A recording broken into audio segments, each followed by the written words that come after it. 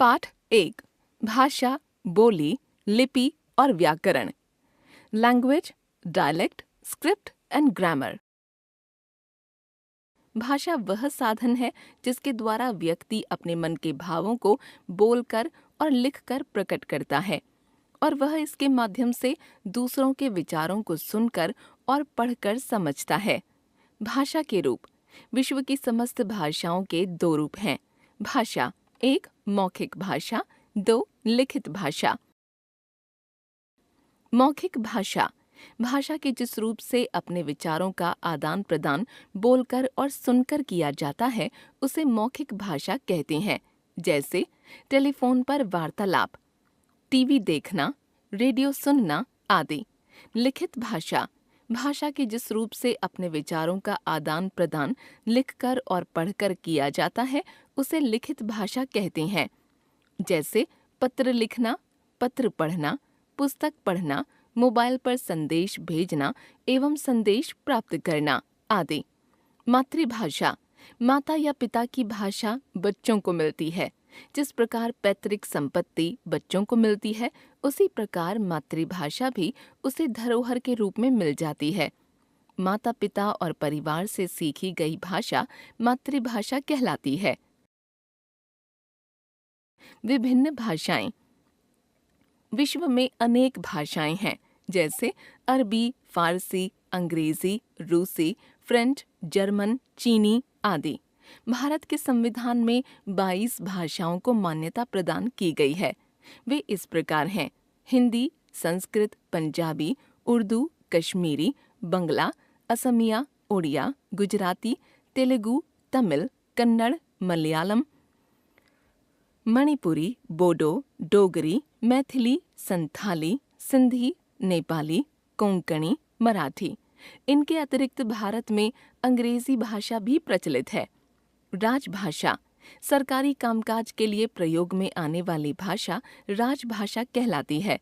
भारत में सभी भाषाओं के अपेक्षाकृत हिंदी का प्रयोग सर्वाधिक किया जाता है। अतः भारतीय संविधान में 14 सितंबर सन 1949 को इसे भारत संघ की राजभाषा के रूप में मान्यता प्रदान की गई। इसीलिए प्रतिवर्ष यह दिन हिंदी दिवस के रूप में मनाया जाता है।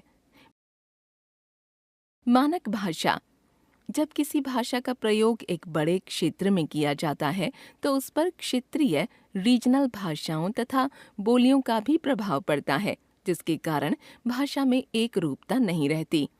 भाषा की एक रूपता बनाए रखने के लिए भाषा के मानक रूप की आवश्यकता पड़ती है। भाषा में एक रूपता लाने के लिए भाषा के जिस रूप को विद्वानों द्वारा मान्यता दी जाती है वह मानक भाषा कहलाती है। हिंदी भाषा का महत्व। विश्व में सबसे अधिक बोली जाने वाली भाषाओं में हिंदी तृतीय स्थान रखती है। संपर्क भाषा के रूप में हिंदी का प्रयोग अत्यंत सरलता से किया जा सकता है। भारत के अलावा Suriname, Fiji, Mauritius, Nepal, England, Trinidad आदि अनेक देशों में इसके पठन पाठन की सुविधा है। बोली, भाषा और बोली में अंतर होता है। भाषा का क्षेत्रीय रूप बोली कहलाता है। बोली का प्रयोग सीमित क्षेत्र में होता है और इसमें प्रायः साहित्य रचना नहीं होती। लिपि, आप जानते हैं कि भाषा का प्रयोग 2 प्रकार से किया जाता है, बोलकर और लिखकर।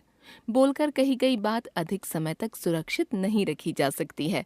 बोलते ही बात समाप्त हो जाती है, इसलिए उसे सुरक्षित रखने के लिए कुछ विशेष चिन्हों का प्रयोग किया जाता है। इन चिन्हों को ही हम लिपि कहते हैं। विश्व की सभी भाषाओं को लिखने के अलग अलग ढंग हैं, इसलिए विश्व की विभिन्न भाषाओं की लिपियां अलग अलग हैं। हिंदी, संस्कृत, गुजराती, मराठी भाषाओं को जिस लिपि में लिखा जाता है उसे देवनागरी लिपि कहते हैं। यह बाईं ओर से दाईं ओर लिखी जाती है। पंजाबी भाषा की लिपि गुरुमुखी है।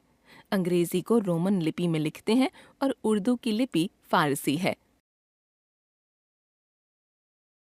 व्याकरण। व्याकरण मौखिक तथा लिखित भाषा के शुद्ध रूपों का ज्ञान कराता है।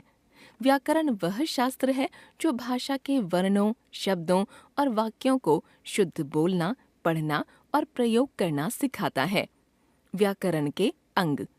1 वर्ण विचार, 2 शब्द विचार, 3 वाक्य विचार। वर्ण विचार। व्याकरण के इस भाग में वर्णों के स्वरूप, भेद, आकार, उच्चारण, उत्पत्ति इत्यादि पर विचार किया जाता है। शब्द विचार। व्याकरण के इस अंग में शब्द के स्वरूप, भेद, प्रकार, लिंग, वचन आदि का वर्णन किया जाता है। वाक्य विचार। व्याकरण के इस अंग में वाक्य रचना, वाक्य विश्लेषण, भेद, विराम चिन्ह आदि का वर्णन किया जाता है। हम जान गए भाषा, बोली, लिपि और व्याकरण। बोलकर, सुनकर, लिखकर या पढ़कर अपने विचारों का आदान प्रदान करने का साधन भाषा। भाषा के 2 प्रकार, 1 मौखिक भाषा, बोलना, सुनना। 2 लिखित भाषा, लिखना, पढ़ना। जो भाषा सबसे पहले सीखी जाती है, मातृभाषा। हिंदी को भारतीय संघ की राजभाषा के रूप में 14 सितंबर 1949 को मान्यता मिलना।